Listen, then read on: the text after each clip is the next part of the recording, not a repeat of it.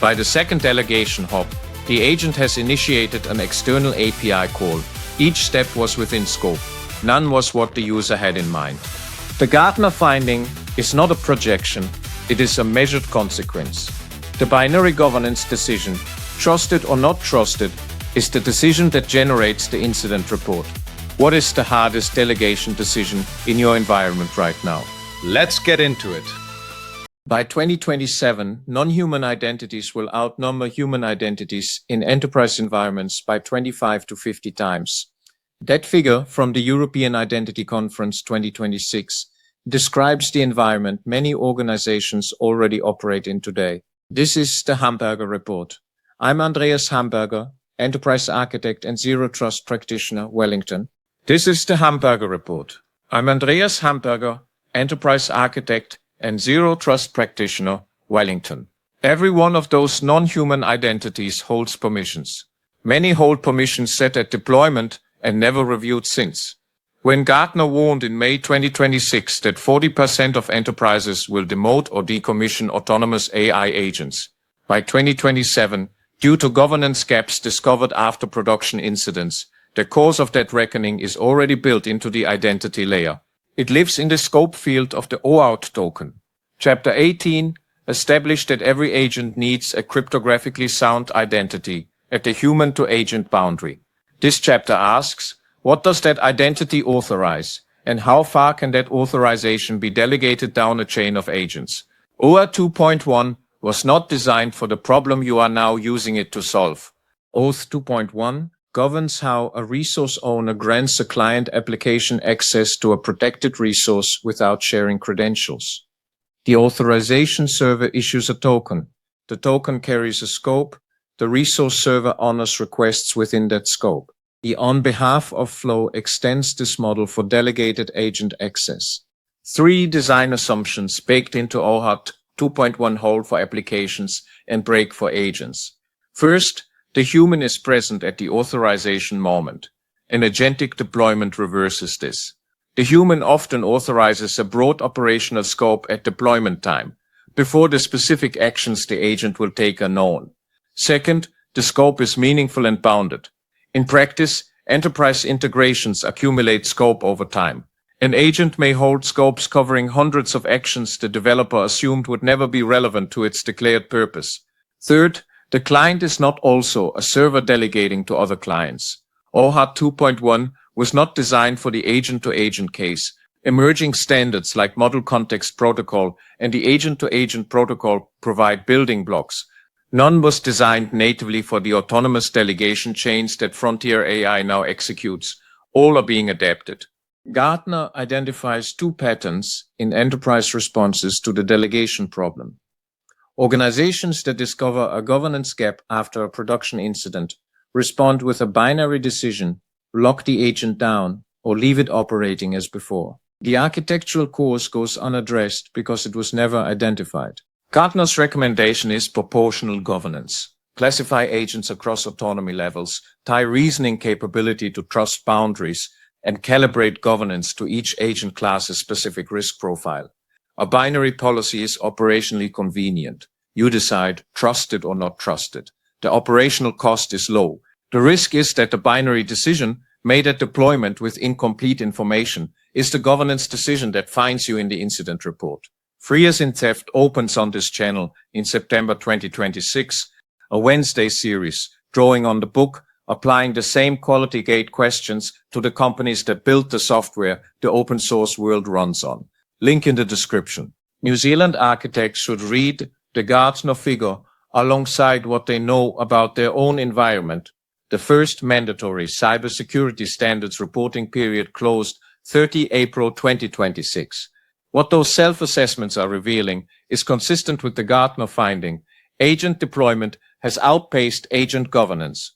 Proportional governance architecture is how you close the gap. The on behalf of flow breaks for agentic deployments in one specific way. The original human's intent constraints do not propagate through the delegation chain, and by the second hop, the human's specific boundaries are effectively gone. A concrete example. A user authorizes a document management agent to help with their files. The agent grants a sub-agent access to read, summarize, and reorganize.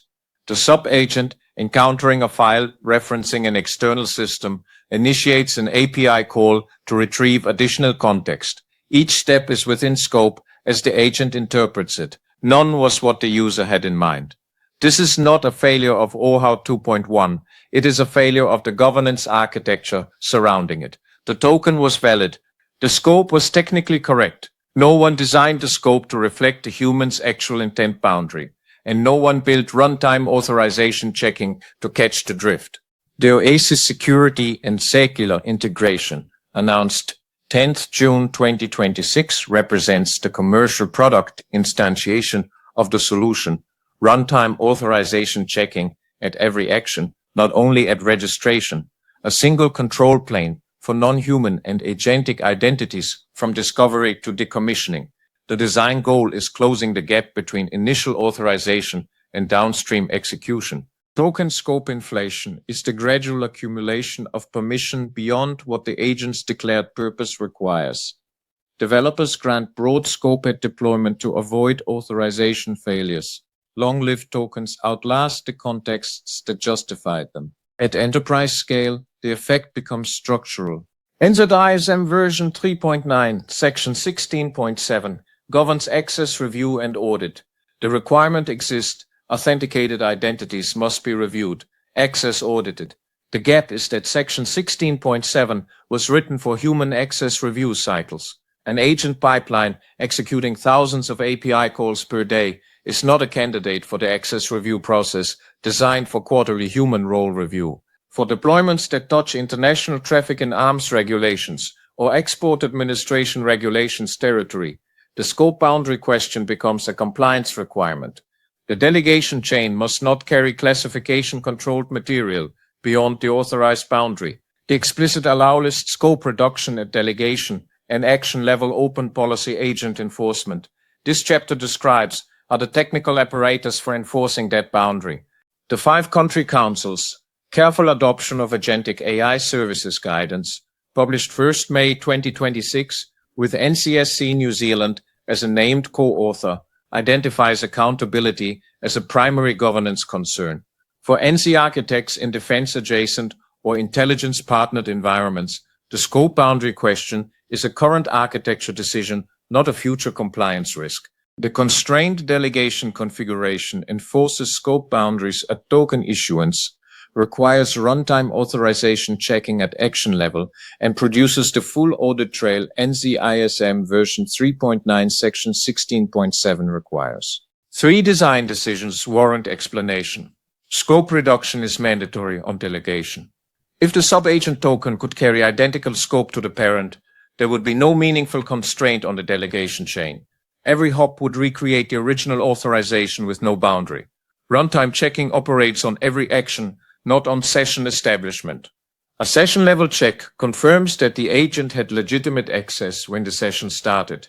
It does not confirm that the specific action the agent is about to take, in its current execution context, is within the bounds of what was originally authorized.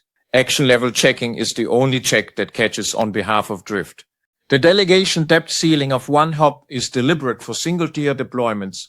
The parent authorization identifier in the audit trail carries the FIDO2 session ID from the human's original authentication event per the session correlation pattern established in Chapter 18. Any action in the chain can be linked back to the authenticated human who initiated it. The MCSS first reporting period has closed. The Frontier AI Advisory has issued. The Gartner finding is in the public record. The gap between agentic deployment and agentic governance is measured, named, and consequential. 4 actions are within reach for NC architects this month. First, enumerate your agent OAuth clients. Every agent operating under an OAuth client credential has a client identifier, a scope, and a token lifetime. Many have not been reviewed since initial deployment. Without the inventory, every subsequent governance action operates on incomplete information. Second, review scope against declared purpose. For each agent client identifier, compare the scopes held against its declared operational purpose. Any scope not required is a candidate for removal. Prioritize agents with write access, external communication permissions, and access to personal information. Third, set a delegation depth ceiling explicitly. One hop is a defensible starting point. Document the decision. The documentation is the governance artifact that demonstrates the delegation decision was made actively, not by vendor default. Fourth, add action-level runtime checking to your highest-risk agent pipelines. Session-level authorization is necessary but not sufficient. For agents with write access or access to personal information under Information Privacy Principle 3A, effective 1st May 2026. Action-level open policy agent. Enforcement is the control that prevents drift. That is the Hamberger report for today. If this was useful, subscribe and hit the like button. It helps more professionals find the channel. You will find links to everything we covered in the description below. I am Andreas Hamberger, and I will see you tomorrow.